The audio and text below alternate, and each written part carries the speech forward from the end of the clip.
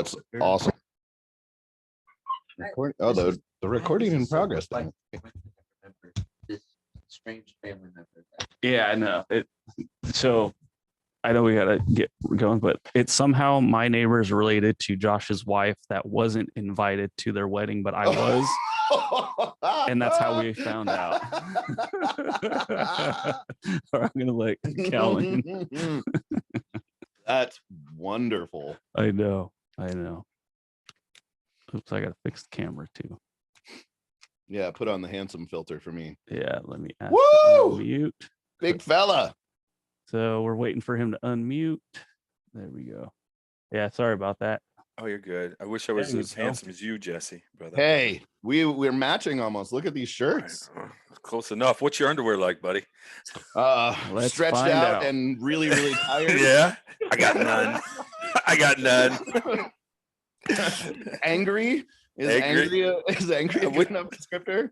Yeah, because it's sweaty to your ass. Oh, right? 100%. Hey, that's what that's what real people and anyone who's been in this business for long enough, it's like we can always relate to one thing with each other. It's just like when that first bead of sweat starts to run down your back and into your ass crack, the day is over. No matter what you do, there's no coming back from it. It's just done. That's just it. It's over. Right. I've been working on this like 20-second hot spot shower thing. It's not working well, but I'm going with it. I'm not giving up. You know, we just go in for 20 seconds, you hit your fucking hot spots and you're out. Right. Okay. But it's not working that well, but I'll refine it. I'll get it. I'll get it fucking done. I promise I'll get it done. That's just basically like a bird bath. That's what everybody does in the clink, right? You just go in there, you get your crotch, you get your ass, you get your pits, and you're good, right? Yeah. Or you hope for the best. Yeah.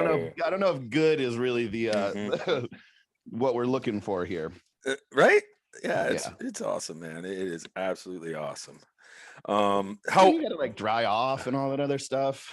It's just a pain in the ass. Yeah, and then where you are, humidity is so high, you might as you get out of the shower and you need another shower. No, I know, right? It's crazy. Real quick, okay, give me the background, like just make sure like we're good to talk about whatever. Absolutely. Yeah. And it's just your audience, typical audience on this one, right? Typical fucking whatever heads. Yeah. Yeah. We have a, our typical audience. Everything's cool. It's just like I said, man, it's just going to basically be the whole idea is that we hope that very much like kind of the Summer Strong and everything, where you kind of walk into these conversations that maybe you're not necessarily supposed to be a part of, but you kind of get to wander in and get to hear some shit and, get to learn a little bit, get to laugh a little bit, that sort of stuff, man. Just like you and I chatting for the past couple of days, just, we're just going to extend our conversations, from 10 minutes to about an hour. Yeah. It'd be great. Yeah, I can do that. I just tell me, shut the fuck up. Are they going to see the video of this or is it just audio? Both? It's video. Okay, good. And infrared. We can really actually see those hot spots. So it'll show me lactating. Shit. Man. Can I say shit like that on the air? 100. Well, we've been rolling, so you can. Oh, so we're live. Shit, man. Oh, Jesus. And we're live with. Well, let me put on my professional hat. There we go. No. Yeah, you can say what you ever heard the West Side barbell lactating story? No, huh? So I'm not going to name any names because I don't want to incriminate anybody. But there was someone who, how all like the powerlifters just take off their shirts whether they should or shouldn't. So they're all lifting at West Side because it's 1,000 degrees in there. And someone has been getting new gear from some new guy, and he's just like super duper strong. But he's starting to do these flies and with the shirt off, and his nipples start to leak, and everyone's like, what the fuck is going on? And like he's like, oh yeah, dude, this new guy's, I think he was like it was a bovine like shot, and he was melting down these tabs.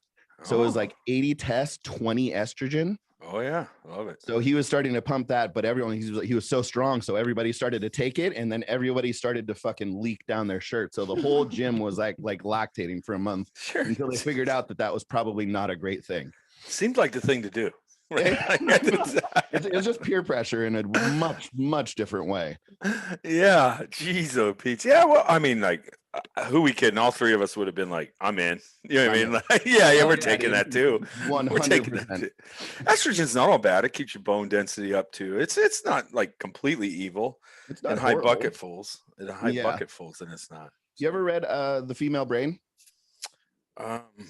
Somebody actually, well, were they claiming they figured it out, or are they? No, not at all, actually. Okay, I was gonna say like. I think the cover of The Female Brain is actually like a telephone cord, like wrapped, just like tangled in to kind of resemble a brain. But it actually taught me a ton about like hormones and, you know, what estrogen, what test and everything else kind of does in your body. It's actually pretty fascinating. If you have a couple days, you can kill it. I'll write it down. It's just I've realized just in my own experiments that men are more logical. Not that that's good or bad, and women can be emotional at times, right? Yeah. And it's obviously that book appears to be correct on the path of my. Yeah. Well, it just explains like why women can operate with higher estrogen where men just kind of can't, and what'll end up happening. Why men can kind of, you know, focus in on one thing where females sometimes tend to be able to be better at multitasking. It's interesting enough shit. No, it's for real, and it is. We don't want anybody to be like you. Like, why would we want everybody in the world to be like you? Thank God, right? Yeah, say the least. You don't need any more handsome people. You and I are enough. All right, so before we get, I think we're starting to let some people in already, but before we kind of officially get the whole like welcome from Mark and everything, we're trying to get a couple of questions answered. So if you don't mind, we're asking all of our guests to kind of give us 3 of the biggest mistakes that you made when kind of starting your career. So if you could kind of even say like the 3 biggest mistakes I made when starting are, and you can go ahead and pick whatever, it doesn't matter, you know, anything about anything, whatever kind of jumps to your head, that would be awesome. Okay. Right now? Yeah. All right. If you're ready, if you need time, no. We can filibuster. I guess the first one would be I probably didn't network enough as I should have, right? And reach out. I was so just driven to find out new things. And I would go to see a coach, talk to him about the theories, you know, or read a book or meet the author and just be. And I guess I didn't, and I've always been a people person, but when it came to this field, I didn't like truly always get to know the person as well as I should have. Because then you lose a few, right? Like Mel Siff, super training author. I went to his home for 4 days. And I mean, I thought back after he passed away, maybe a year and a half later, and I was able to correspond with him, and he liked me, and I loved him, dearly loved him, but I don't know if I showed him enough appreciation, and then I didn't ask him about his upbringing and childhood. So like that super interpersonal when I was young. I wish I'd have got more, you know what I mean, to relate, because and he abided by that camp, right? I came there to learn, and I was the one asking all the questions and figuring things out, trying to figure it out. Right. And so I wish I would have been more interpersonal at the beginning versus trying to be a professional and, you know, just let's have more beers, I guess, in off. You know what I'm saying? That would have been my first one, right? All right. Maybe if something we just had a full workout in here, and I just came in to do this, and my athletes were leaving. I'm waving at them. Awesome. Appreciate it. Yeah, and then I maybe just the next one would be disregarding like a theory or something versus, and then that's fine. Maybe it didn't work, or it didn't work for my athletes at that time. Because let's back up. Everything in this field works. Any method works. Right. I just do my GPP methods. I measured everybody, and everybody got better at many things. Everybody got worse at something. But 20 weeks from now, after trainings went through its process, if I do a GPP block again, my general fitness block, they will all get worse at many things because it's not the right time. Do you see what I mean? Yep. So I shouldn't disregard different and I had an open mind from the beginning. I don't want to disregard any theory, but I wish I would have then looked at it and say, okay, when do I use that? Right. If it's an option. And maybe I never use it, guys.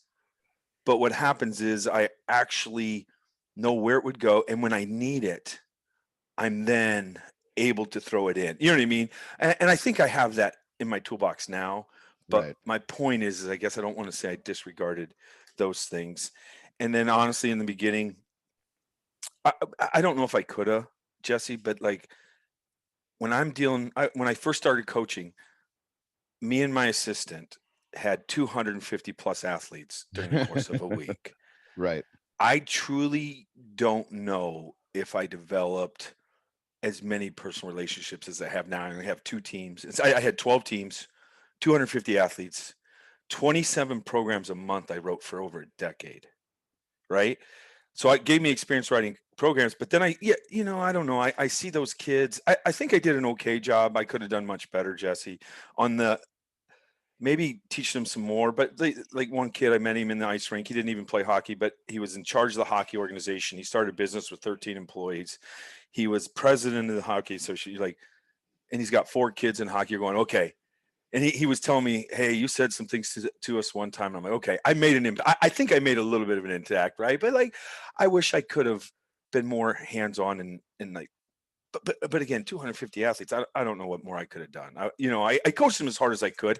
They all knew I cared. I think that's the one big thing people got to know. You got to care.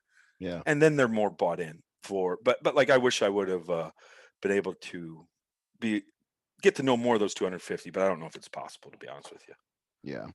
All right. So there's my 3. Yeah, no, thank you. That was fantastic. And I mean, it reminded me of I want to say it was Buddy Morris who kind of said the same thing that you just did, which was like, look, the great thing about this business and the worst thing about this business is that everything works. The thing that separates the good from the great are the great know what follows what and what, how you can kind of, sequence things so much better, because, there will be people who for whatever reason, just by an accident, do some, Pilates and all of a sudden become a better football player.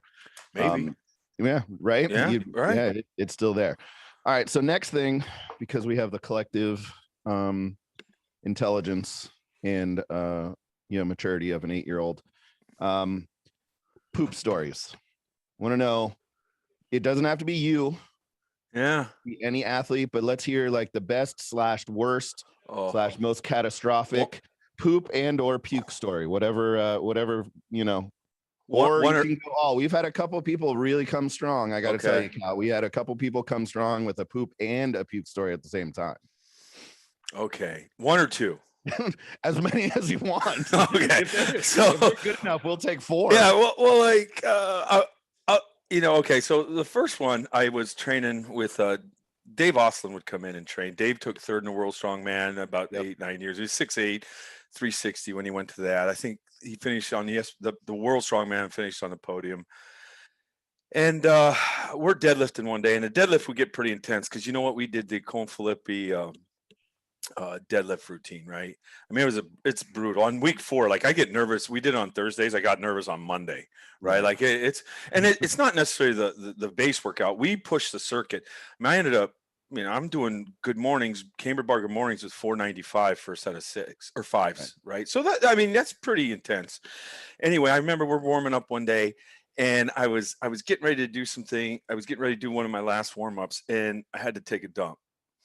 So I'm like, all right, so I'll hit the warm up. Well, it was one of those where it kind of it showed itself when you're hitting this, you know what I mean? And then I thought it went back in, right? Well, so I thought, and I had sweats on.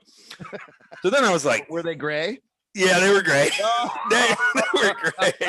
So then I was like, you know what? I don't know if that actually went all the way back in. I'm gonna be honest with you. So I'm like, well, I'm gonna walk into the restroom and check. So I walk in the restroom, Jesse, and then it appeared to me that it didn't go back in.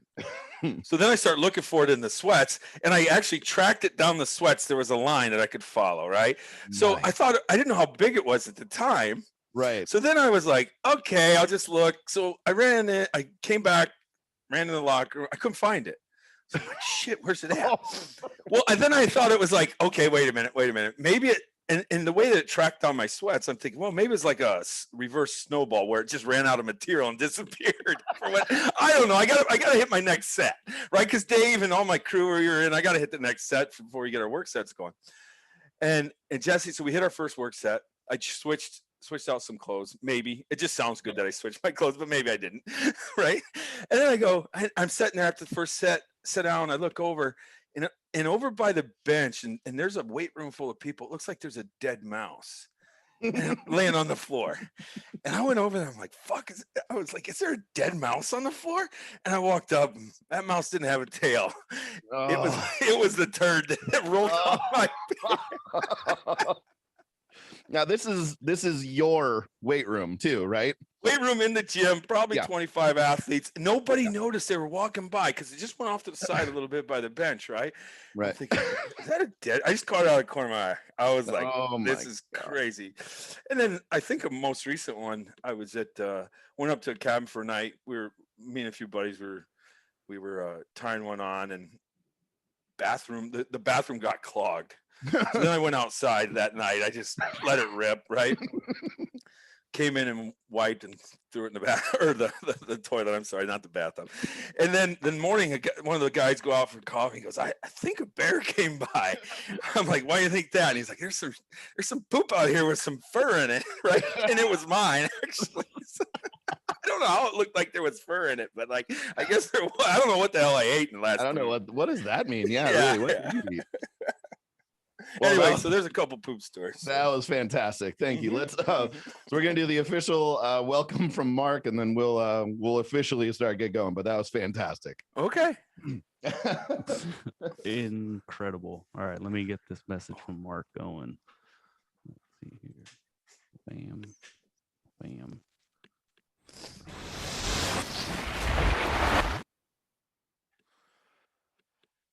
Another super friend that we have is Cal Dietz. We're loaded with super friends over here at markbell.com. This information is exclusive to markbell.com.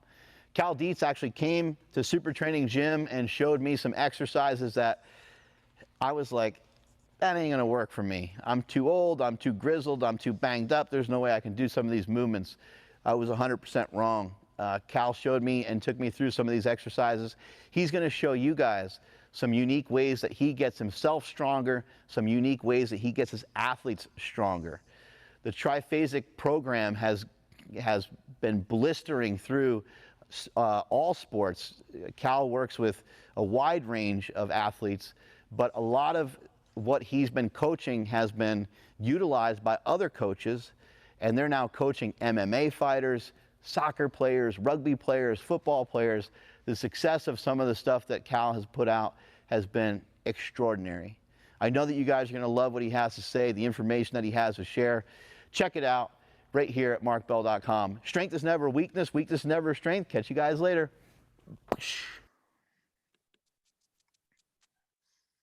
Those are kind words. Welcome, Cal. How are you, bud? Doing great, my friend. Doing great. Awesome. Hey, do me a favor. I don't know if I could find, what is your official title? Because I think, Ed, you've been in this game for so long at such a high level that you've actually shunned titles and, initials after your name. Are you, head coach, player development? What are athlete development? What is your official title at this point? It used to be a head Olympic strength coach, and now I'm the, I believe they've given me the title probably to make, I don't, you don't even know your own title. That's fantastic. Well, I think it's the associate director of strength and conditioning. So there's a director over the department, Sarah Wiley. She's been a peer of mine for 25 years. She gives me a unbelievable perspective, and she oversees the department, and I know my place, and it's not overseeing a department. I barely can oversee my own mind sometimes, right? So like, people want to move up the chain. I don't want to move up the chain. I just want a good boss that'll help me. I know I'll be a better coach if I have a better boss that supports me, and that's what she does.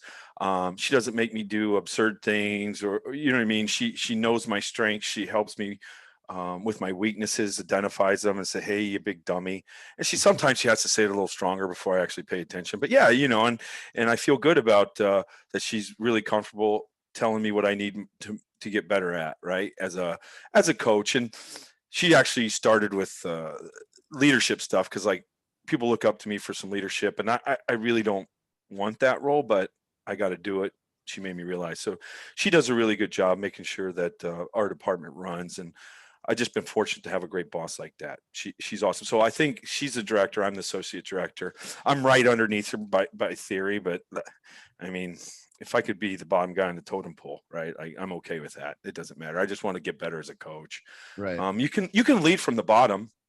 Even the rear sled dog, right? I know his view's not that good because all he's looking at is that ass in the back, right? Like he's got mud and he's looking at an asshole, right? But not as a people in front of him, but like they're not assholes, but you are pulling the sled, right? So anyway, but no, I don't know. So so I'm associate director, and I've overseen a number of teams, as many as 12 at one time, which gave me my background in all the training aspects.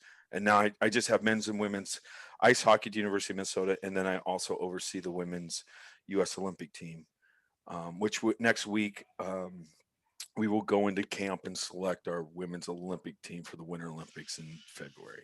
So that'll be fun. It's pretty awesome. In the process of kind of whittling those numbers down, you're kind of in that last stage. So you're at like what? 50. Okay. 50 athletes roughly. Yeah. And then you trim it down to 25, 30. Oh, I'm sorry. Yeah. The last camp for the Olympics will be about 50 kids, 50 of the top athletes, to my understanding. It might be 46, but then I think we cut it down to 28 now. And then it might get trimmed the last 3 as the Olympics get closer, in December. So are you guys, I know there's a lot of questions about what is going on with the Olympics, what's not. What are you guys are just planning as if and just kind of crossing your fingers and hoping that things go? It's a very unique perspective from where you sit because of all of the challenges that you have faced this last year heading in, and then also this year. So let's pause here for a second. Let's talk about this kind of lost year, because for people in your position who you are developing athletes, you are trying to manage volume, workload, and a whole bunch of other stuff, and just help kids juggle a bunch of stuff. And that's, you're in a privileged position because you have those people on campus. Now they haven't been on campus, or some of them haven't been on campus. How is kind of this almost speaks to me as like a return to play type of year situation. How have you managed volume prior to the COVID year, during the COVID year, and then returning from the COVID year, with your athletes, and, specifically with those Olympic athletes, because those people, I mean, this is stop and start number 3 for them. Yeah. Right. How has that been? I mean, it's had to have been an enormous challenge, not only for the kids, but also for you looking at it and just kind of going like, the fuck am I supposed to do? Yeah. I mean, training from afar sometimes and helping them, advising them, and minimal stuff. Right. Well, so what just recently happened, just to give everybody an update, we were planning to go in the World Championships about a month ago, which was in Canada. So we were in a pre-camp in Portland, Maine with a team. Team got selected. We knew where we were going. We had the women all up there. We were training for 4 or 5 days, maybe a little more. And we were getting ready to go the next day into Canada, which then we had to go into an 8-day quarantine. So for these women, I mean, they play games, but it's the one major event a year, the World Championships. And then the Olympics is the other major event. It's either Olympics or World Championships. So in the previous year, it got canceled, right? So now they're looking for a major event in its second year. In the day before we left, they're on the ice and it gets canceled. Oh. We can't go into Canada. And I didn't even think about myself, right? I'm going, these poor girls have spent 2 years preparing for one major event.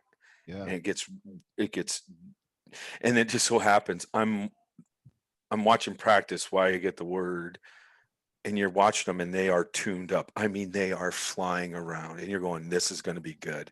And then we get that just dropped on them, and then they didn't know. And then we go out and tell them, and it was just hard. And some of these girls have, so think about this one. Girls trained her whole life for this. Last year got canceled. This year, she's still waiting for a major event.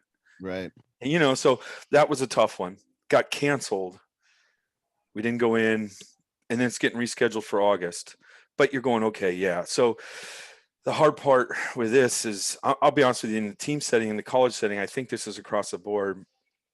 With COVID, I think there's more depression in the women's teams ramped up because of the lack of camaraderie that exists in a team setting because of the COVID situation than with the men, right?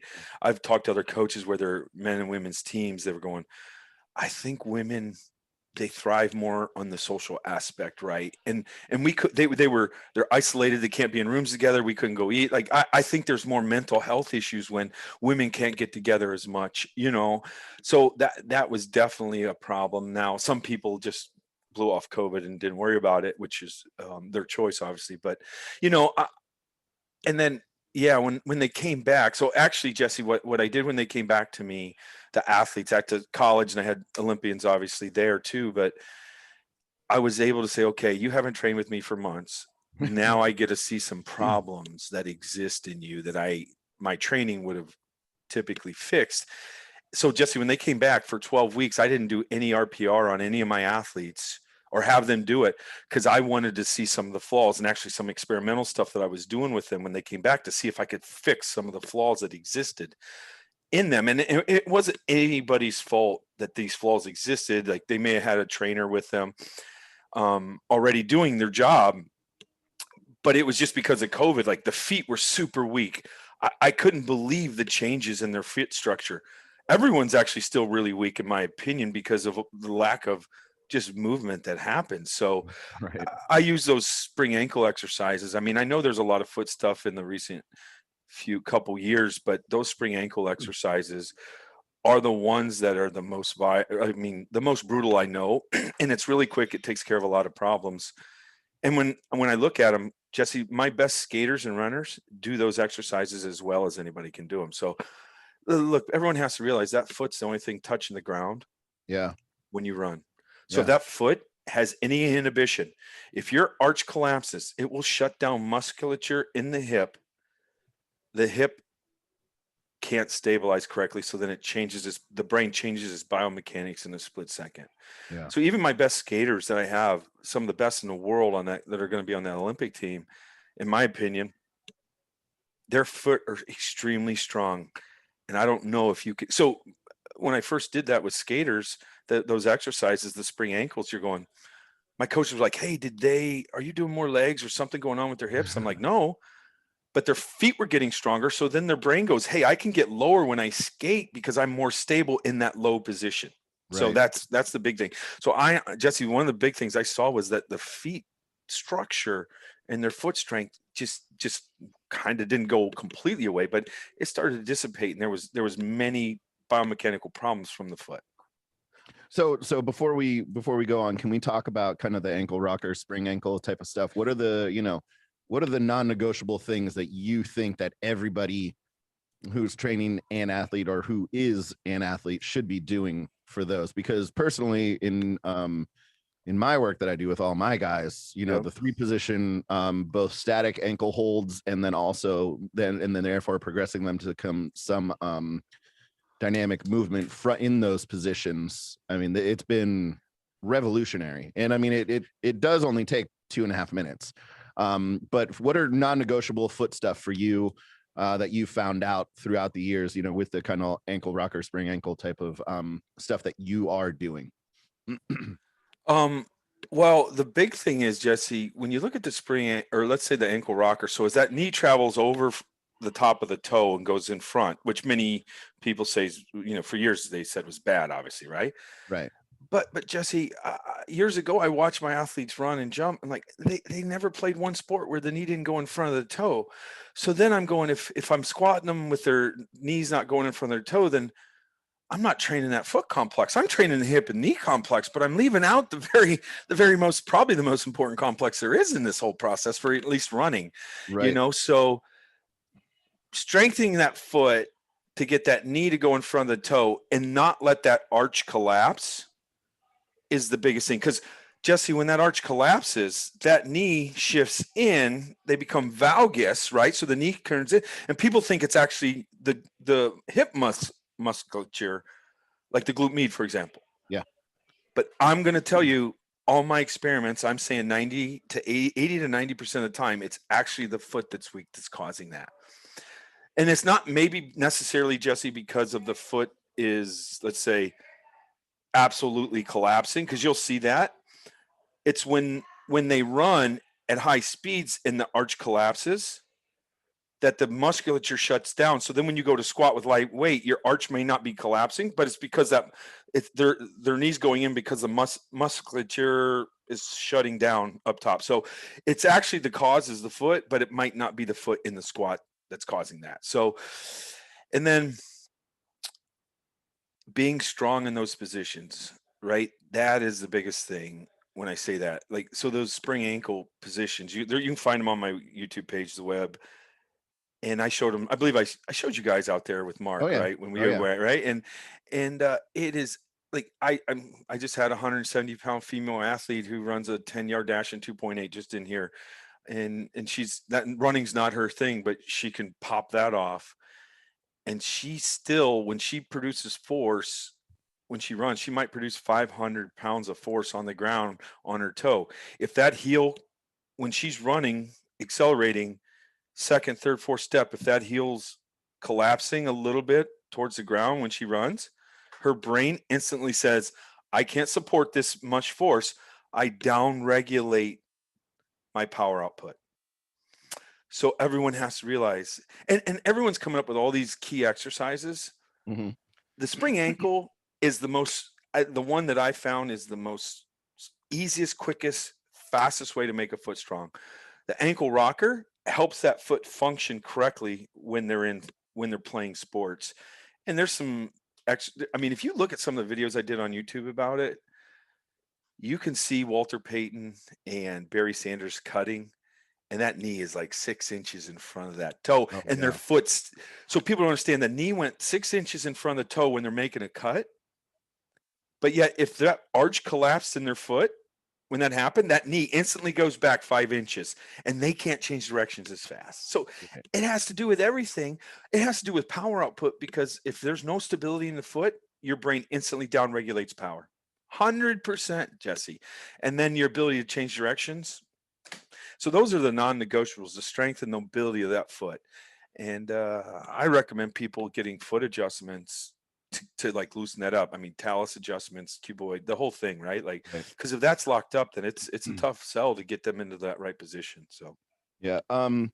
So in your kind of journey as a coach, how long did it take you to kind of discover how important foot mechanics and everything is? And I mean, is this one of those things where you're like, fuck, dude, 15 years ago, if I knew that, who knows, you know, what you would kind of, because it does seem like it's a very roundabout way, and it's almost one of the last things people really think about, but it's really profound. And I think there's a huge amount of kind of the Achilles injuries that we're seeing and everything along those lines. I think that you're one of the few people that I've seen that are like really, really on the front end of this revolution as far as just just ankle and below strength, which therefore kind of helps, not only just musculature in the body work right, but also we really start to kind of think about your brain recognizing this stuff. It's not necessarily a muscle weakness. It's actually just there's something wrong in what you're doing. You can strengthen this piece, which therefore sends a signal to your brain, which therefore sends a signal out and does all these things. So, when did you first kind of start to figure out like, oh, maybe this whole foot and ankle thing is important? Well, yeah, right. Like, honestly, it's about 15 now, probably 18. How old am I? Right. But right. Jesse, how long we've been doing this, right? I know, right? And I just hope that every piece of information, like coaches out there, can read my stuff and then progress themselves to where I am. Maybe, and I'm maybe not on the forefront, right? But I think I am. But I ask a lot of questions, you know what I mean? And I just want people to get there. But if you grab all Cal stuff, make yourself better, and then find something new, all I ask is you please email me and tell me about it. Okay. And then put hey, free scotch at the top. So then tell me about what you found, right? I've been sharing so much information. So people ask me questions and I learn, it creates new stuff. But Jesse, 15 years ago, maybe 18, I was working on basketball at the time, maybe, and actually I wasn't, but our Big Ten rebounder was doing a rebounding drill, and that guy was on his toes for 2 minutes jumping. I mean, he's like 12 feet in the air, land on his toes, knees in front of the toes, and do it again and then rebounding. And I'm going, his heel never touched the ground. So why am I doing all these things in the weight room, coaching them to land on their heel, land toe heel, ran the right way, but like I went, man, I gotta start doing more foot stuff, like hurdle hops. And Jesse, years ago, people would come into my weight room and go, "Are you crazy?" Like I know they'd leave here and call their friends, say, "Cal, he does hurdle hops. They land on their toes. Their heel doesn't always hit. They're doing squats with their heel off the ground. He doesn't like it doesn't matter." I'm like, yeah, that's what I want, right? Because that's how they play sports. Right. Again, the only animal in the world that runs on their heels is an elephant. And I do not want my athletes to run like an elephant. Right. And then actually, Jesse, I got corrected because, again, I'm wrong, right? Ask my ex-wife. I've been wrong a lot, right? An elephant expert told me that actually elephants run on their toes. The fat pad is touching the ground. So their bone heel is not touching the ground when they run. So even elephants run on their toes, Jesse. How did an elephant expert find their way to? Well, are you out there shit talking elephant running? So no, right? Yeah, like, fuck Cal Dietz. I'm gonna go and call him. And we're gonna figure this stuff out. We gotta stick up for the elephants. Well, how did that come about? That's insane. I think it was a more of a somebody in our field that was in love with elephants and then looked at him. Yeah. So, but like, right, like, okay, I was wrong again. I was wrong. Write it down. I've never said I was always right. So the journey was 15 years ago when I started doing things on my toes more. And then Jesse, when I started doing the split bars, safety split bar squat, and I was doing that stuff before Triphasic 1 came out, but I wasn't going to put that in there because Triphasic, the first one, it blew people's mind. It was already it might've been too much right out of the chute. Right? And it's actually not that complicated, but it's like, okay, so I was doing an elevate and I'm like, well, like when Mark did it, and we have the video that you guys have, he says his knee pain, he thought his knee would explode, but his knee didn't. Well, the reason is with that elevated heel, people, and I've been waiting for all these experts to realize this. When you lift that heel off the ground and you apply tension into the ground, it actually activates the calf, which then activated the hamstring correctly for Mark, which then when he squatted down, activated all the muscles more correctly, and then the knee pain didn't happen like he thought it would, right? So basically that way you're getting all the right activation for all the musculature because you're loading that foot the way that it's supposed to be loaded. And a lot of, I'm just waiting for people to realize that. I have a lot of things I'm just waiting for people to realize, right? Like, and I only do that because look, man, I have a formula for creating stuff and figuring things out, and it's I question everything that happens that I do. And then when I question it, it creates problems I didn't even know I had, Jesse. Right. And then I have something to make a solution. And that's where I create a lot of shit. Yeah. So I question everything I do or everything that you would do. Yeah. Not because it's wrong. I would go, well, why does it work or why doesn't it work at this point? And then it creates problems I didn't know I had. And then I make solutions, and that's how I create stupid shit or good stuff. Hey, and look, man, you may see 3 or 4 things I get right, but you know how many I've gotten wrong? Right. Yeah, or made better. Like, yeah, it's not. I'm not perfect. I don't get it right the first time. I'm Jesse. I'm better at getting things right out of the chute now because I got 25 years of coaching, seeing all these kids do stuff. On these Instagram, these young guys, like, I think you need to pump the brakes a little bit when you make statements. You know what I mean? Yeah. Jesse, I coached with one assistant. I saw every workout in the off season for all my teams, 250 kids. I probably have more time I have more time setting on the crapper in between coaching sessions than some of these experts that claim themselves to be experts that are 22 years old and in the field. Right. You know what I mean? So yes. I mean, I'm not downplaying them, but like, I want them to learn as much as they can so they can be better in Cal Dietz.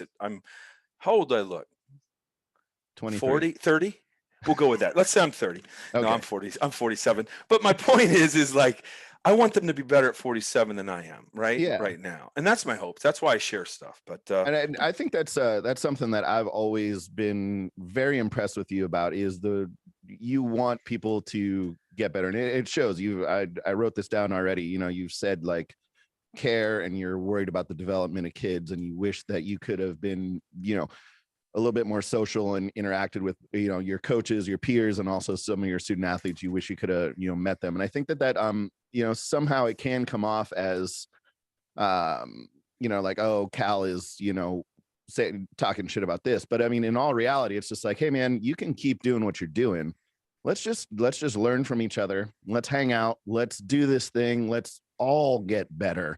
You know, we don't have to, you know, fight against each other. We can learn and do that stuff. And that's one of the most impressive things that I see about you, is that you're always questioning. You know, whenever I have met you and I go and approach you and talk to you or see you work with someone or whatever it is, it's amazing to me, because you always say, hey, Jesse, what are you doing? Yeah. Like, how? No one fucking cares what I'm doing. Whatever. There's a crowd around you. They want to know what you are doing. So I always applaud you, and I always think that that's such a indicator of who you are as not only a person but also as a coach. And I really do feel that that's why you're extremely successful in what you do. So kind of, yeah, oh, dude, seriously, you're one of the best out there, and you know, I appreciate everything that you do. And one of the coolest things, and you know, I tell the story all the time, is one of the summer strongs where you know, I got to watch you do a bunch of cool stuff with RPR, which we'll talk about in a second. But we ended up in the airport together, walking, you know, we walked through security together, and we were just walking around the airport for probably about 45 minutes before you had to get on your flight. I had to get on mine.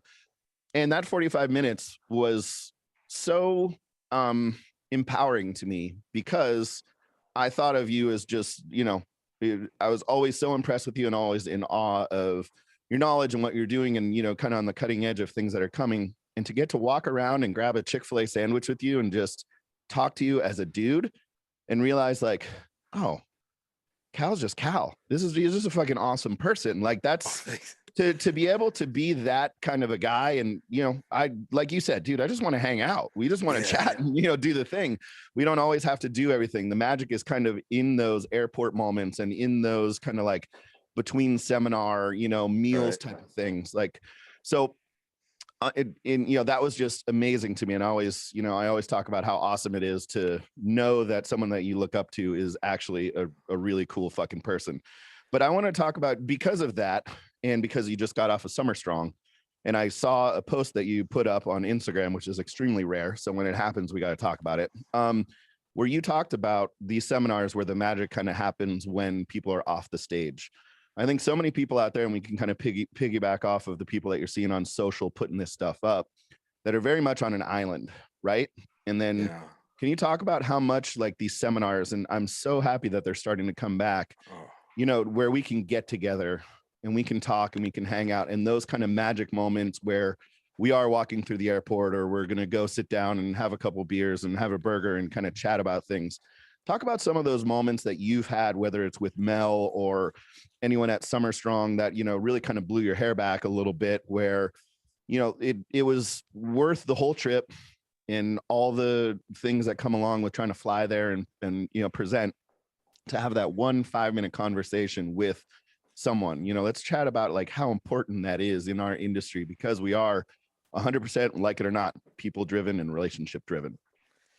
Yeah, I mean, it's so cumulative on the people in this field. Like, and I don't know, Jesse, like maybe we all think alike, or we're all in the same boat, right? That's why we get along. And I remember, right, I think if people can let their egos down and show who they really are, and ego drives a lot of people in this field, right? And most people successful have to have some type of ego, but you know, COVID has been one of those deals. The Summer Strong was so good for me. My training just got back to normal. The thing about COVID was, when I came back, I didn't have an assistant because they cut it. I didn't have any interns. And before COVID, 12 athletes walked in one day, and I had 6 different programs running at once, because my interns could take the kid personally through those 2 or 3. And I could stand there in the middle and make sure everything was going right and coach what I needed to coach. And then I went back to 25 kids being in the weight room, and nobody got this. They all got the same program. Right. That was so frustrating. That destroyed me for a year. I had to do that, Jesse. And I'm going, they're like, Coach, when are we going back to our individual programs? I'm like, guys, I can't run 9 programs at one time in my weight room, and the COVID restricted. So the whole thing was so hard, and COVID taught me, it's not that I didn't value people, to value every interaction every day, because I probably had 100 to 150 a day at some points with people, probably 100 because I'd have 50 athletes, and it's like I had nothing except a few small people during the beginning of COVID, right? That was, I was going, man, I'm never gonna not value that. I mean, I had interactions, I enjoyed people, and it won't change how I interact, but I'm gonna truly value those interactions, right? Because that's what it became aware of. And then the whole thing with people in our field, from one summer strong, I guess I'm jumping around a little bit, but I had, I got to meet Kaz, Bill Yeah. Kazmir, right? Right. And he shared a thing or two with me, and I'm like, man, this field is awesome. And just to hear some of his stories, right? You're going, Sure. wow. But that, you're talking Did you get to greatness. eat with him? Did you get to go to dinner with him? Yeah, I was sitting with him at dinner. Did There was a he- few people. Is he still, I know for a while, and this was a while ago, and I could be wrong, but I got to sit with Kaz, and he was on some sort of Eastern journey, and Mhm. I watched him eat chicken fingers and French fries with chopsticks. Is he still eating everything with No, chopsticks? No, we okay. used our hands. We were savages. I mean, Yeah, we summer used strong. hands. You know what I mean? Okay, cool. I don't know what was going on with Cal at that time, or whether God was finding him or he was finding a different Right. God. But I sat there, watched him eat fast food chicken fingers and fries with his own chopsticks, and Right. it was incredibly interesting. But yeah, sorry, go Right. ahead. Well, and then I got to sit down with Ed Cohn and eat dinner with him, right? I mean, just the opportunities and the people, and those are not, honestly, and I don't want to get into it too much, but I have literally had some people stop me in my tracks. And actually, usually, you know what? I'll be honest with you, all the educational stuff's great, but women in this field have stopped me in my tracks in their ability to like make you aware of a situation or a human rights thing that you're going, oh man, I never thought of it that way. Not that I infringe on people's human rights, but that perspective is pretty amazing. And honestly, I'll be frank, whether it's in politics, obviously, women seem to be able to have been the ones in my life that have probably stopped me in my tracks and made me think a little differently. You know what I'm saying? Mhm. Men are fun to be around, and they're good thinkers, and they create stuff, but they kind of power through, and it's awesome. But yeah, and this field has, if there's a female in this field for a number of years, she's a very impressive, strong person, and somebody that I enjoy talking to in most cases, right? So I had that written down. Since you are in charge of female ice hockey at the university and also for the US team. Yeah. I'm not sure, kind of again, where kind of the foot mechanics kind of come in here to play. But can you talk about the difference in development? And this sounds such like a silly question, between that you have had to make from dealing with your guys to your girls.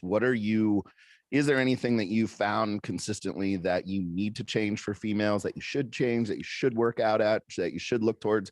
Because I think so many people are stuck in this one way. They have a sword that they have to fall on, right? Right. And if you're the strength guy, you're the mobility guy, you're the speed guy, whatever the fuck it is, that you kind of do this. But I think something that has never really started to turn is the individualization of programs from men to women. Women are always getting what the guys are doing, or a watered down version of what the guys have done. In your experience with really high level athletes, what have you seen that you have had to change or use differently for females kind of compared to men? And is there something that surprised you that they were better or worse at? So when I run them through the same program, what I'll do is, that's the one thing I do, Jesse, is I test so much, right? So I ran them through a 4-week GPP program, and I tested men and women on some things, and we got different responses. So when I say that, my GPP, like in my GPP manual, they're doing a circuit.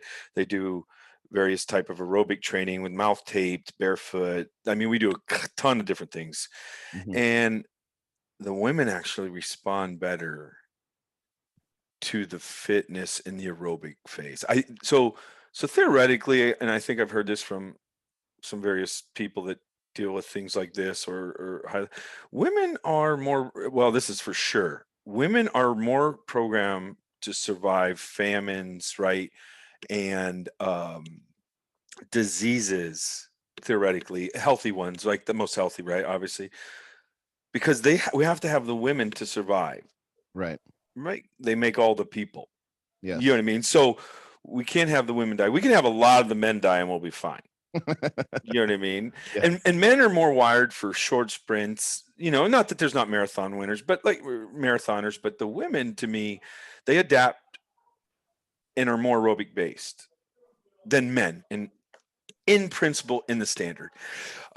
Women get greater responses in strength when they do my fitness stuff. Not that the men don't get strong, the women get greater responses on a, let's say, percentage scale. Sure. The men then, when they go into strength, they get a strength training, they get a greater response from strength than the women will. Okay. They both get stronger in strength, but women get more bonus in strength out of just more work capacity, in my opinion. Why is that important? I think women, I'm shocked. I think women can handle more volume than people think, as long as the intensities aren't that high. But then if the intensity is high and the woman is extremely fit, she can handle high amounts of repeated sprintability also. Okay.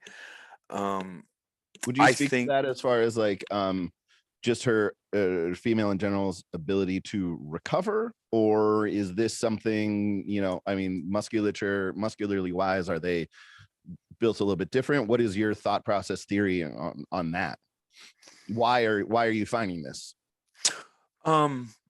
all the tests I run, their ability to get better at my one fitness test that we run that involves strength. Involves running up a stadium. So there's lactate, there's strength. This test is pretty good. I literally have had women try to just jog all summer, running miles and miles, and they go to do this fitness test and they get worse because they're not strong enough to get up to perform the fitness test, to perform this 8-minute test, or actually 9-minute to 15-minute, whatever it takes them. But, and then again, it goes back to that aerobic capacity. I think their vascular systems seems to be pretty good when I test it.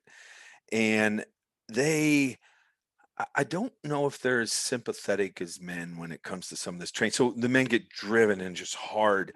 And then some of the negative effects, like I think there's a lot of vasoconstriction in their vascular system that stop men and then women, it's shocking how they recover from things when they don't have the testosterone that we have, right? It's just shocking on that muscular level. And I think there's a lot of things that we don't know yet. But I mean, I would love somebody to come in and look at my women and take blood tests and all that compared to my men. And when they're doing the same program, to see truly what's going on, right? But again, even in my men, if they're more fit, the more fit you are, the more stress you can handle. So again, women adapt to fitness better from the aerobic capacity versus the lactate capacity in very well, I should say. So I think it's just something genetically, obviously, in the makeup of all of us that lets them do that better, right? And then they're hard, they're tough. And I think women benefit more from that strength training in the weakest position. Okay. I've seen some huge gains because, again, a female moving in her sport that's weak in the deep position won't go there. So she short strides herself if she's not strong enough, right? But then that's where isometric phase of triphasic comes in, where they get strong in that deep position, and the benefits in the female athlete, that's really huge, especially for injury prevention.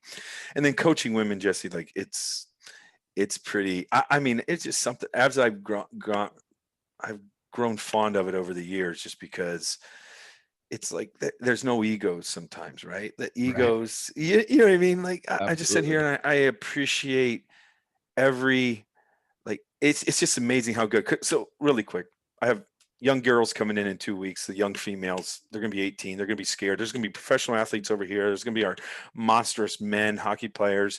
They're going to be a little naive. I remember just before COVID, we had 5 girls walk in. They were veterans. They were walking in, and they were probably between 175 to 155. And when they walked in, my new interns were going, something's going down, because these 5 girls walked in and they were going to own this damn place. Yeah. And they're like, I'm like, yeah, they're here to kick some ass. Watch this. And they just ate that workout up. But they were the 18-year-olds 4 years before that. They were the 18-year-olds that didn't have that much confidence as when they walked into this area. They had confidence, but this is a aggressive environment. People are training hard. 4 years later, they're walking in and they're just badasses. Like that's the one that makes me like, this is awesome. This is great, right? That's the good stuff. Yeah. So in your whole, again, talking female development, yeah, I think up until maybe the past couple of years, the phrase and everything that we've heard over and over and over again is Q angle. Do you feel that, I mean, you already spoke about it a little bit, where you think that's more of a foot aspect of things that's going to negatively affect, that's going to turn off the hip and therefore kind of, make you valgus, make your knee a little bit shaky, weak, and vulnerable. Are you we said it right there. Yeah. Okay. Are we going to see weak, and vulnerable versus the Q angle thing coming up here? I mean, are we going to rally against this? Are we going to put our fists in the air and say the Q angle's bullshit? No. Yeah, no, the Q angle's for real, and it puts them at a disadvantage. But if they strengthen their foot strong enough, we should be able to offset any negative effects of that. But Jesse, if you see what I'm saying, if they have a weak foot, that Q angle becomes exacerbated. Yes. That's it. That's my summary of that. Like, seriously. I've had the really cool experience of getting to deal with a lot of offensive linemen, and I was floored when I take their shoes off and they walk towards me. They're basically walking on that little piece of their big toe. Their last three toes aren't even on the ground as they're walking, and they have this weird musculature built up around a collapsed arch and everything else. And to be able to, and anyone that has got to those people before me, who has done, who are professionals and they got paid a lot of money. These people walk into my gym, I look at them and I go, oh my fucking God. Right. The first thing that I do is I do some static, some isometric 3-position ankle stuff. And then I have them do a squat or whatever. The positioning is insane. So I'm almost of the opinion, I mean, dude, I will be right behind you with my fist raised, saying that I think it is so much more the foot ankle complex than the Q angle.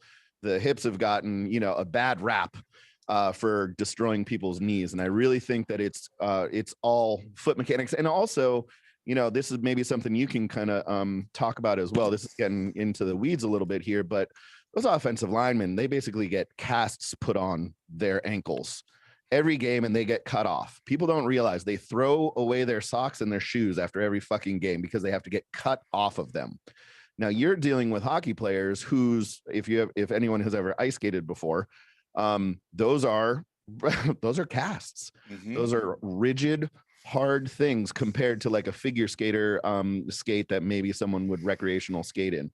But I mean, is this also something that you're battling against, getting those girls and guys out of their skates and trying to figure that stuff out as well, because it is such glute med driven as far as like skating goes as well? Is that something that, you're always going to see, you're always going to be, kind of chasing uphill? Jesse, 100%. The main reason I started doing foot stuff was because hockey players in the off season, when we start, would have like shin splints. They would get some shin splints because it just basic fundamental plyos work and a little bit of running. They get shin splints because their foot wasn't strong. So I started strengthening the foot, but then Jesse, they started. So linemen, if you strengthen that foot, they say guys have bad hips. Jesse, you check their foot strength, 9 times out of 10, it's bad. Well, they can't get low. It's negative. Because their brain says, I'm not getting low and I'm playing that low position because I have no stability below me. Yeah. If you, right? So the hip problems, I'm not going to say it's all the hip problem or it's only the foot. But if again, I have to say it, the foot's unstable, the hips will never be fully turned on, and the musculature, like the glute med, will never stabilize the hip and balance you. If that glute med's off, Jesse, The other side, the opposite QL, locks down and they get a tight back every time. So yes, the foot literally, when I've strengthened it, unlocks the tight back on the opposite side because there's that cross lateral sling, right? Your lateral sling. Jesse, you're so on point. In every lineman that has trouble getting low, their feet are weak. 100%. And they've adapted and they got all that extra weight and that foot collapses and they've just never made it strong. Jesse, the best athletes I've ever coached, and I ran through many of them. I mean, thousands, right? Not thousands of the best, but the best ones of those have super strong feet. And guess what that develops? Big, huge glutes. Yeah. Big, huge glutes. You break your foot in hockey, that glute gets smaller. Yeah. Because you're in a boot. I mean, I can 100% attest to that, not only with the people that I've worked with, but also having a total hip. Like the thing that has hurt me the most now that I'm ambulatory and I can move again and I can do stuff again is my feet suck. And I don't know what chicken, what egg, what we're talking about here, but I mean, I have to do so much work on my feet in order to even just get myself, my hip doesn't hurt anymore. But my feet are killing me. And I'm not sure if my hip just hurt more than my feet. I ignored my feet and then my hip hurt. But I mean, it's a huge deal when I can get my feet on and almost to the point of like, for me, the feeling is almost like, man, I feel like my feet are going to cramp. I know I'm as strong as I can be. I know my hips are going to fire and everything else is there. I don't need to do a ton of hip extension, glute bridges, whatever, blah, blah, blah. It's all about getting that foot going on for me and it really turns. So again, it's something that in a very roundabout way, when you started speaking about that, it was just like, wow, this is just, this is so far ahead of the curve. And people are still, unfortunately, I think people are still going to be chasing it because it's not fucking sexy. It's, there's not a machine. There's, what I mean? It's fairly simple. I mean, it's not, you can't dress up, some hard footwork, right? Right. That whole, I'll call it the glute toe complex. Like when every extension pattern that I do, I teach my athletes to squeeze their big toe so it fires the glute correctly, right? And people just go back to it's a reflection. It's a reflex of the human body that they check when you're born, the Babinski reflex. They check that when our children are born to make sure that's all tied together, right? And that extension pattern, and that has to do with your big toe. That also then, that whole extension pattern is important. RPR. The reason we believe the one RPR spot is behind your neck, right at the bottom of the skull, Jesse, was because that's your first extension pattern. People look at me and go, why is that? When you're a baby, you're rooting for food. Right. So this is why we think that this turns on the glutes in the RPR. The second extension pattern, Jesse, is to open your mouth to feed as a baby. That's why we think the other glute is right behind the jaw, and that turns your butts on, which is the main extension pattern, is your glutes. Right. Oh, see, that's really cool. I would say that, out of any RPR student that you have, I'd be just as well read as anybody else. And I still get to learn something new like that. That's pretty fascinating. That's awesome. I mean, I even got those horrible DVDs of what's his names. Douglas, yeah. Oh, those are terrible, dude. Those are bad. You've done such a service to making that so much better. That was those were like mildly unwatchable. Well, that's why this whole thing. That's why this whole thing's tied together. So the glutes, the toes, the training, and RPR, it all kind of falls into place, right? With the spring ankle, out of the speed manual, the triphasic speed manual that Chris Corfus and I put together, and Chris got me onto RPR. But this whole thing, it just seemed to come together for me with my training methods, and I found the RPR. You're going, oh man, this is good. This is scary good. Yeah, right. Like I was like, oh man, and it's not complete yet. I plan on doing a bunch of educational courses, how to tie this all in together with training, because I can't relay it in a book. It's not possible. You know what I mean? Yeah. And that's what I think that's what's most interesting to me when I look at what you're doing and what you have done. It looks like you are always trying to rearrange a puzzle, and there's always pieces that you're trying to get better or fit better or move around.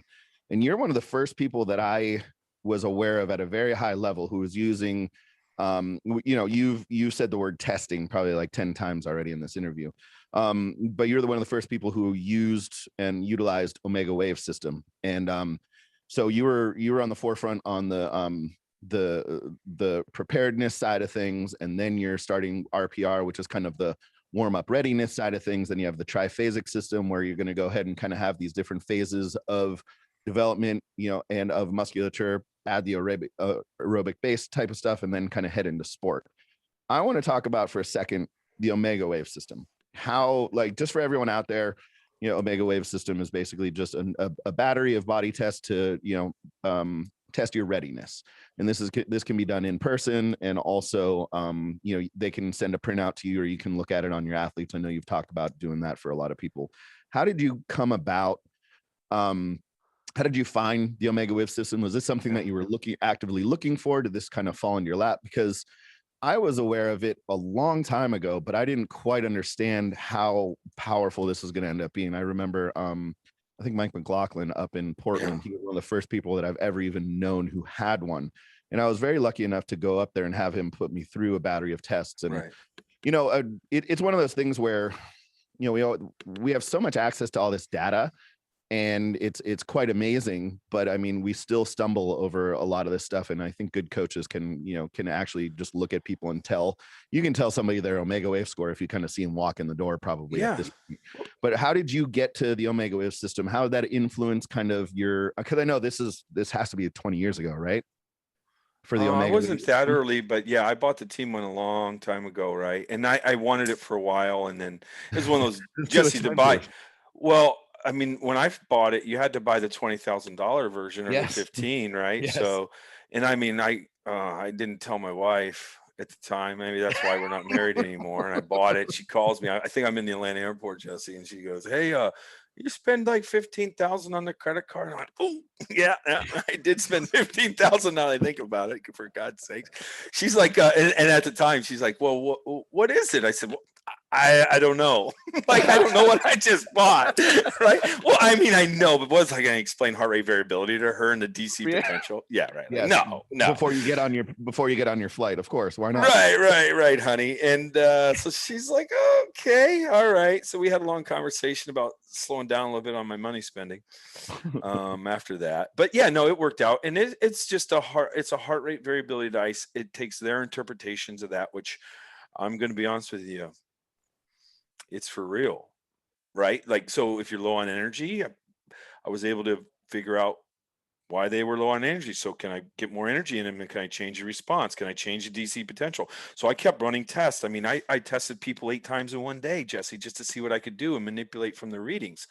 And I was pretty impressed with it, right? And that's actually how I taught myself a lot with it. I mean, so if you have low readings, well, then I make a change and then see if the readings changed.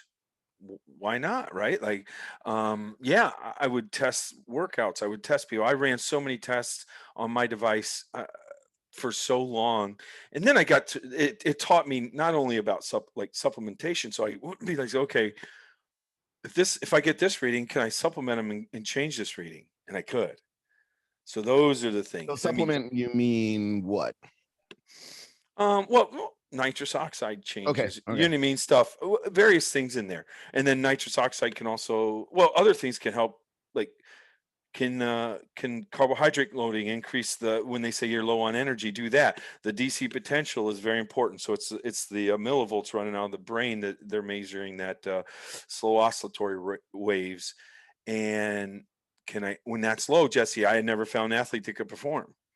Well, can I manipulate it with supplements and nutrition? And I have things. I know there's friends of mine that have things. So you put them all together, and yeah, you can manipulate things. I did that. Sure, I did that, of course. And I think it's a really good tool for for coaches for the learning process. And for me, it's a game changer.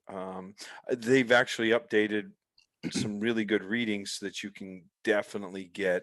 As a young coach, I didn't have to go through trial and error. Now they're giving you a lot of good things on top of that, right? Yeah. So it's the best. And I mean, I've had some other heart rate variability devices, Jesse.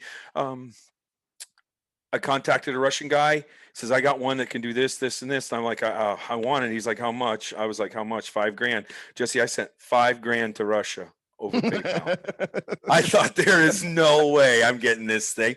2 days later, I got a thing or 3 that it was custom. So I went, okay. Wow. I figured it was just going to be like a picture of his hand just flipping me off, but no, it was really good. It was a good learning tool for me. Okay. I tested for years with that thing too, just mix and matching, and it taught me other stuff about the interaction between the parasympathetic and sympathetic system. Yeah, it was pretty cool. And that's what you heard there is basically me. I'm willing to spend money to teach myself. Right.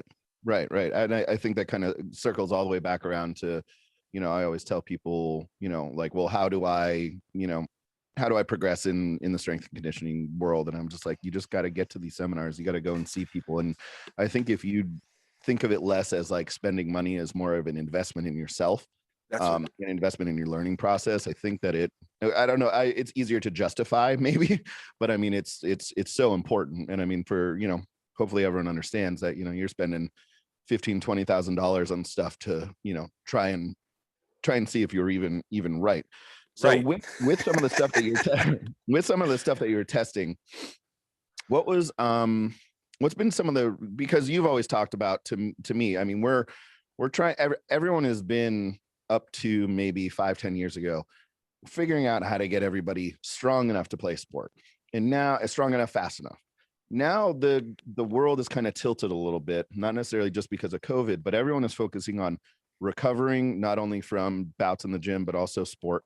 And then also trying to do as, and this will sound bad, but do as little as possible in the gym, minimum effective dose. Yep. So throughout your years, and I mean, I know we've talked about this, you're finding things that correlate directly to max speed, max strength, without having to put the load on someone, particularly in season, to make sure that they're strong enough, which therefore makes sure that they're a little bit more bulletproof, a little bit more less injury prone, or less injury prone opposed to bulletproof. Right. So what are some of those things that you stumbled across? Because I mean, I know you talked about kind of the 10-yard shuttle or the 10-yard sprint, and that's going to give you all these things. So starting from the Omega Wave to kind of where you're getting, what are some of those like just lightning bolts that really hit you where you're like, dude, this is it? Well, yeah, I don't know if there's that one, right? It's just a great tool. So I wrote a recovery manual, Jesse, but like the first thing I tell you in a recovery manual is you don't always want to recover. So in my off-season training, if you're trying to recover, you're minimizing the adaptation process you're trying to get from your training. Right. Right. So if I'm training a quality, I want the body to recover on its own to develop those qualities. So then when I go and I use high volume training, Jesse, right? Like I train high volume. My athletes are tired at the end of the week.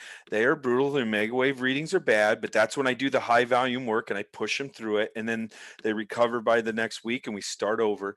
But so I tell you, in the summer, I don't do any recovery workouts. If you do, it's one that you don't adapt to, like go for a walk in the evening or something like that. Eat healthy, eat your food, but give that body potential to adapt to that actual training method, right? And then when you're in season, I would then, Jesse, use the minimum effective dose to get the response that I want, but I've already created adaptations in the off season.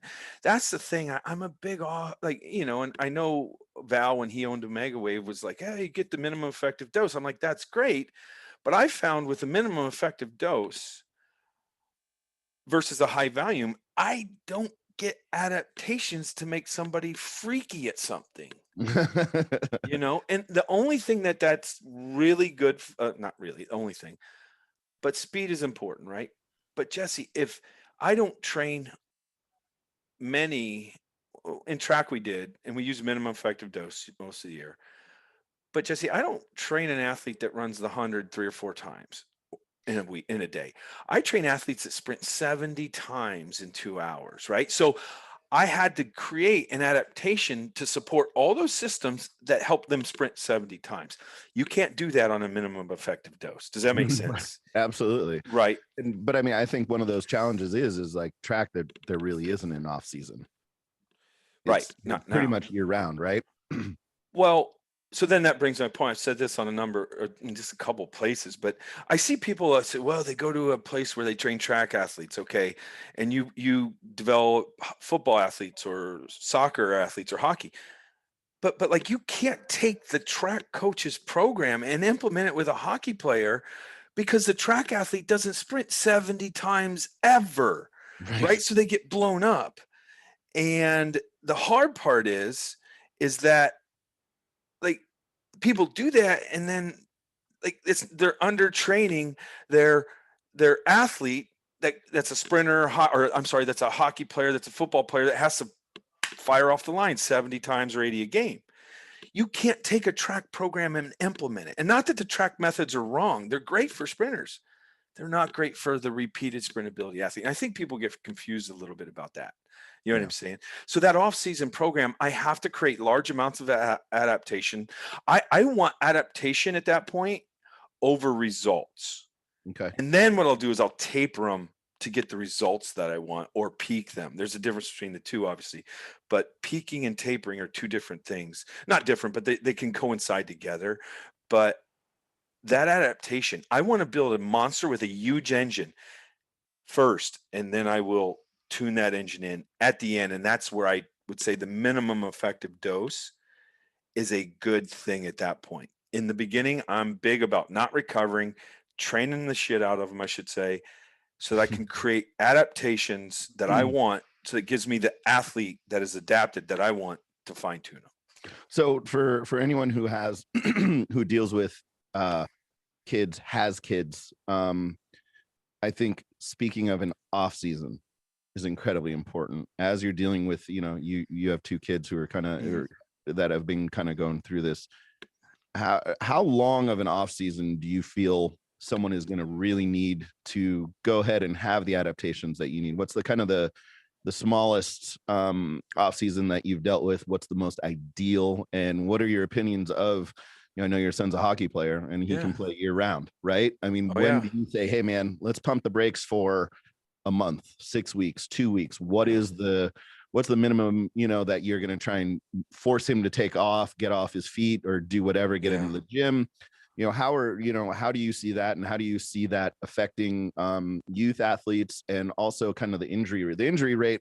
It's amazing because if we, and I'm sure you've read the literature and you go in there, the major, the professional athletes' injury rates are going down, but the injury rates overall are going up because now we have so much more people who have so much more access to information, and they're training kids who are 11, 12, 13 as if they are this freaky athlete that Cal Dietz has trained.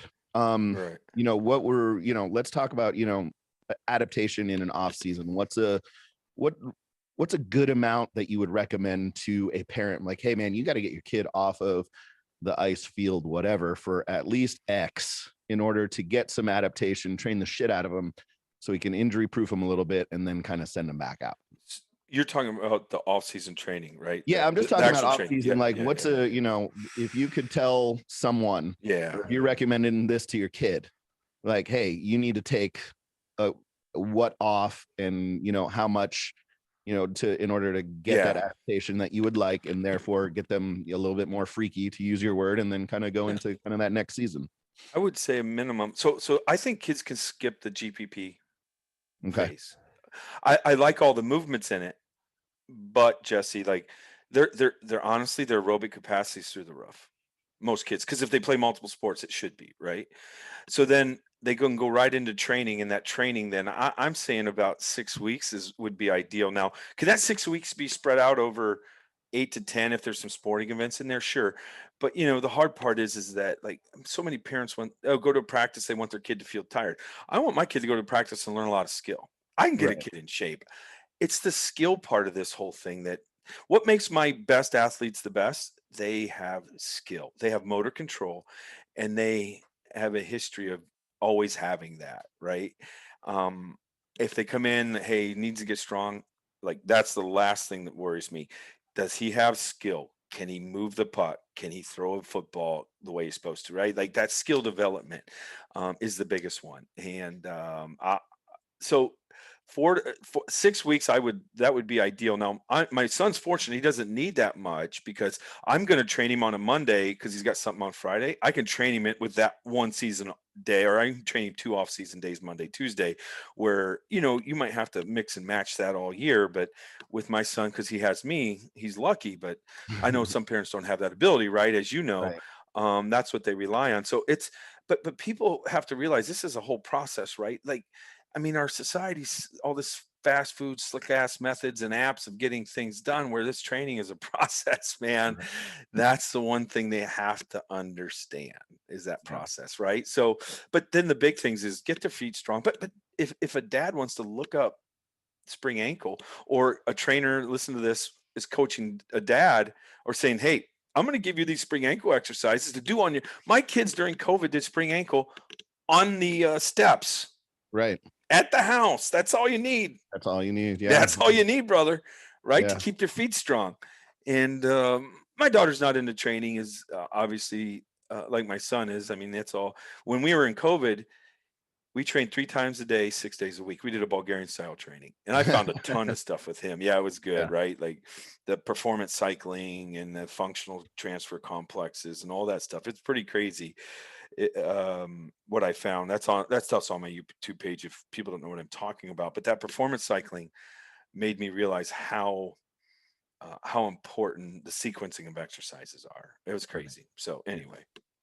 No, But that's yeah, awesome. Jesse, it's hard. And then just moving. I don't think a kid necessarily has to take a break, but take a couple weeks off at the end of the season if it's possible, and just keep them moving, doing something, right? But Yeah. my son And has to play hockey. and let's differentiate this, something different than what they've been Different. doing. That's what I'm saying. Okay. Okay. Right?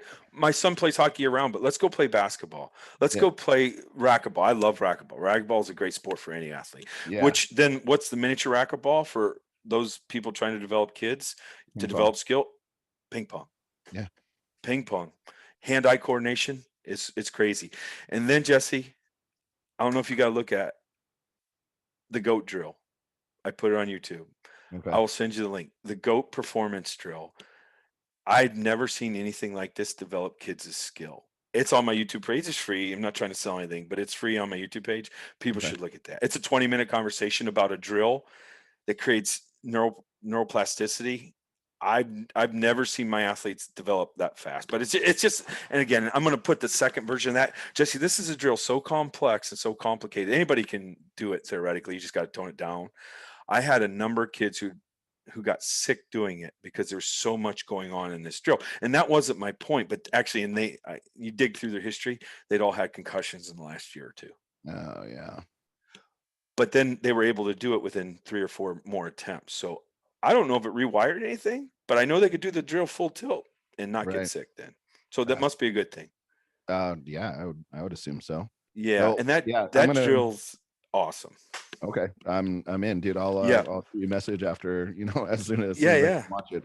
But I want to transition. We have 2 or 3 questions kind of from the audience, and then we really value your time. We appreciate you. We'll kind of send you off here once we get those answered. So I'm gonna turn this over to Andrew, and we'll kind of get some of those questions answered. Yes, sir. Let's go. So first question from probably the dopest name that I've seen on any of these, Jeremy Longchamp. Nice. I know, Like right? that guy. Depending on his profession, right? Like maybe. So he asks your philosophy on core training. You've alluded to the flaws of it in the past, and he'd love to hear more. Yeah. Well, I'll tie in that GOAT drill. So look, that GOAT drill, you're running with your foot strikes the ground. There's a band beside you trying to pull you off. Your hands are in various positions. Your eyes being held on an object. And your brain is taking on about 100 gigabytes of information. That's 5 movies in a second is the estimated.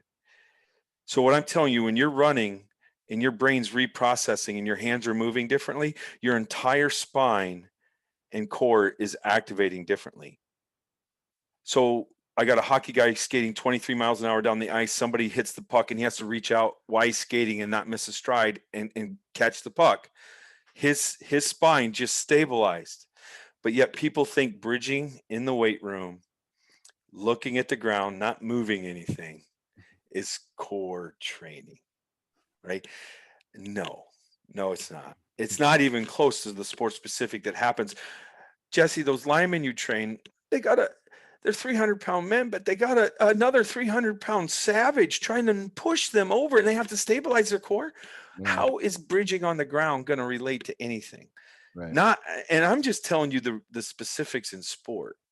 I'm not telling you about the bad patterns it might create. And here's the one thing people have to realize. What is the core hooked to? The core sits top of the hips. If your hips aren't functioning correctly, then your core can never stabilize optimally. Jesse, we talked a million times already. What changes the core? Your feet. Right. So if your feet aren't working, your hips aren't working, your core can never stabilize correctly. And then what it does is it locks down because it can't stabilize optimally, and it just protects itself and locks down. And that's when people get all that stiffness and everything in there, and then they get back problems. So there's my thing. I don't know. Any more rants on that, Jesse? Should I go, or is that good answer it?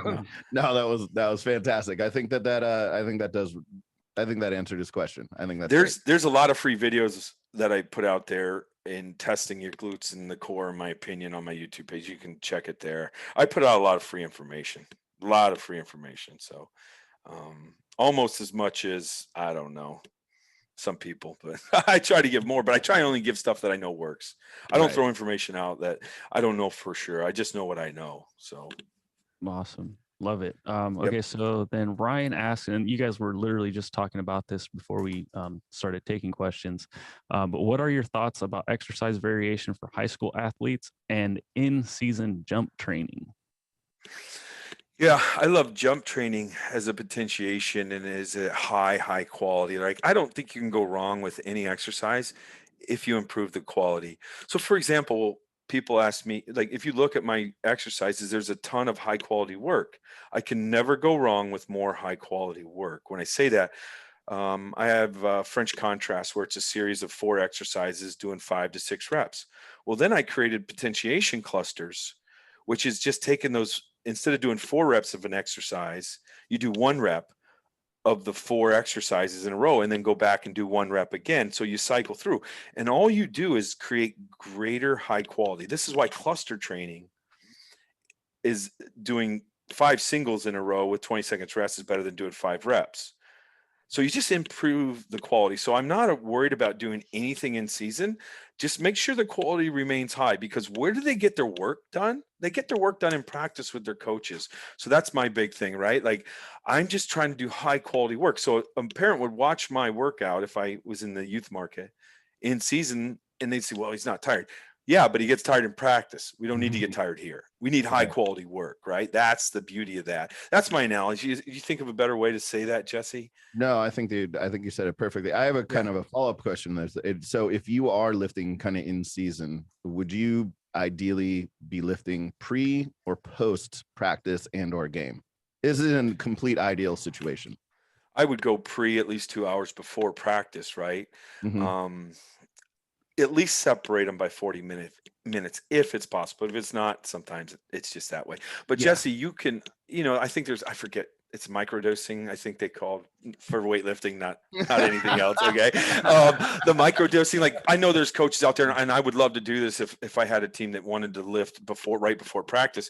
Just do a little bit of weights every day, keep the quality high. It's a good warm up. Boom, you're out there. I think that's fine. You know what I mean? It's not always optimal with the coach's schedule, but just keep the quality high. Let these kids get good doses of high quality work. And that's what makes it, these sprint coaches, they have it right. They run really fast, and that's how they get better. Right. So let's lift weights really well, really fast, and get it done. And then I think in season is and that's an important time to lift. There's no doubt. They got to keep that quality up. Yeah. By the end of the year, it will add up. You know what I'm saying? 100%. Yeah. Alrighty. So we'll wrap it up with these last. It's like a 2-part question from Josh Settlage. So the guy kind of responsible for putting this whole thing together. He asked, did you ever work with the Gopher wrestling program, and do you have any good J-Rob stories? Gopher wrestling, I did work when I first got here for about 8 years, 9, and then we won a couple national championships. I was part of Jay Robinson's first national championship, and then we won another one back to back. So I had a really good run. And then Jay Robinson, Jay was an old Army Ranger, I assume he was in Vietnam because he was probably 100 when Vietnam happened, so 100 years old. God, and I love Jay. Like Jay and I are good terms. Like I love that guy. So anyway, and he's an old Ranger, tough wrestling coach. You can't believe how tough he had only 74 surgeries or something. But getting back to Jay, I remember his assistants came down to the weight room when I first got there, and they were like, Jay's crazy. Like he's in, and Jay was old style, just work. And he goes, and they were going, man, he thinks farm kids are the toughest, strongest kids in the country. And I went, oh, okay. Because they work all day. I said, okay, all right, yeah, whatever. I rolled my eyes a little bit. Well, then Jay comes limping into the weight room, right? Because he had 72 surgeries on the one knee. And I mean, he had a legit infection where they were going to take his leg off maybe, but like they didn't, so he wouldn't let him. So they just left it. Anyway, so he goes, Cal, and then I'm young strength coach 2 weeks in.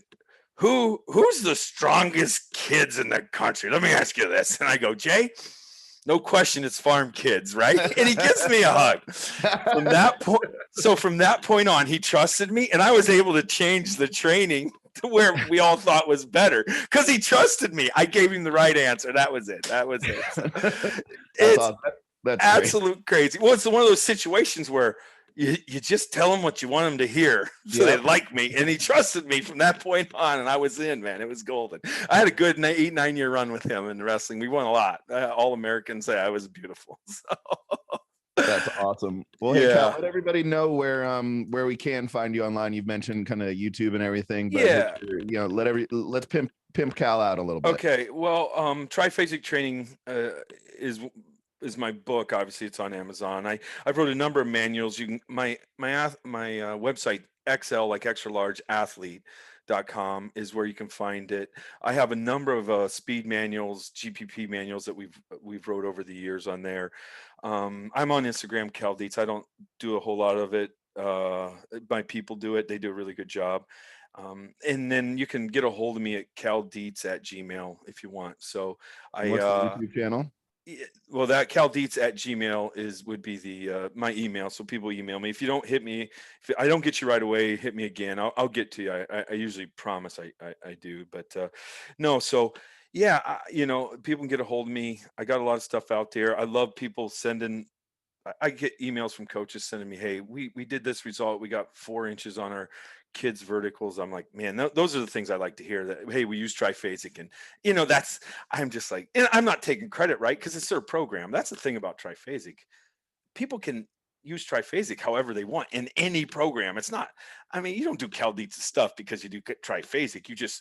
Cal Dietz got lucky, put some shit together, and it worked really well. And then you're using it because he told you about it. That's all, right? It's awesome. And I like to hear those stories. I love, I love that stuff. And then people ask me questions, which literally helps me make new content, right? There's some legit questions that I get all the time. I get all fired up about that. Yeah.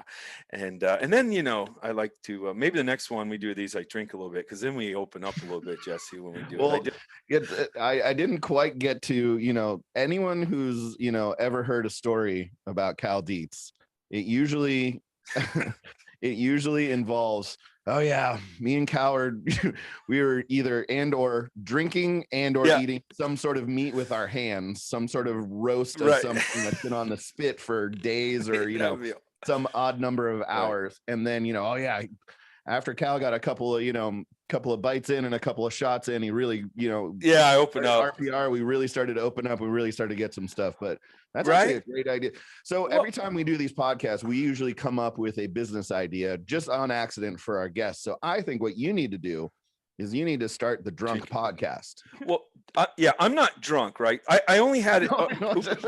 I only had it a 3-finger pour in this coffee cup, right?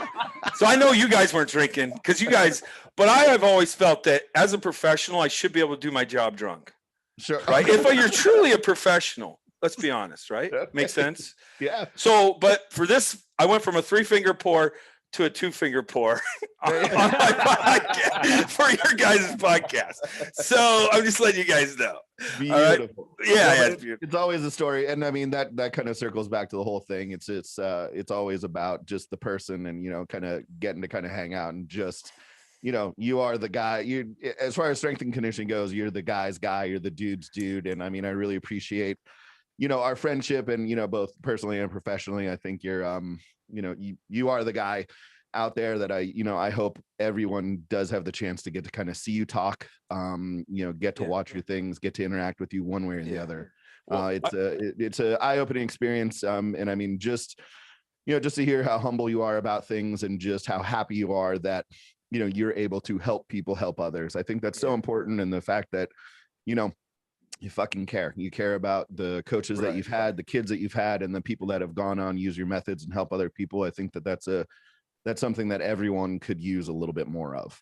Well, right. And I appreciate all the information and the things you guys share, right? And I think our field just have to realize, I know there's some people out there that have said, oh, well, like the block method versus conjugate, like, dude, they're not that far off. Like if like West Side was like, Cal, can we have a conversation about this? And I'm like, well, yeah, but it's not going to be controversial, because like I just tweaked it a little bit more this way, and you got, you know, it's not that far. Like people, oh, you mean so it's not that different? I'm like, guys, no, it's not that different. It's just a little bit more specific this way. For like, people get all fired up. Like, it's not that, you know, just because Louis says one thing and Cal Dietz maybe said another, like, we're not that far off, trust me. And it works for power too. Yeah, that's what people don't quite understand, that, you know, these people, these figureheads of who represent whatever, we're all friends. We all chat, we all get drunk, and, you know, and eat meat. It's fucking awesome. Yeah, eat meat, take your pants off, and hug. No, I'm teasing. Well, I think we're gonna end on that, Cal. All right, buddy.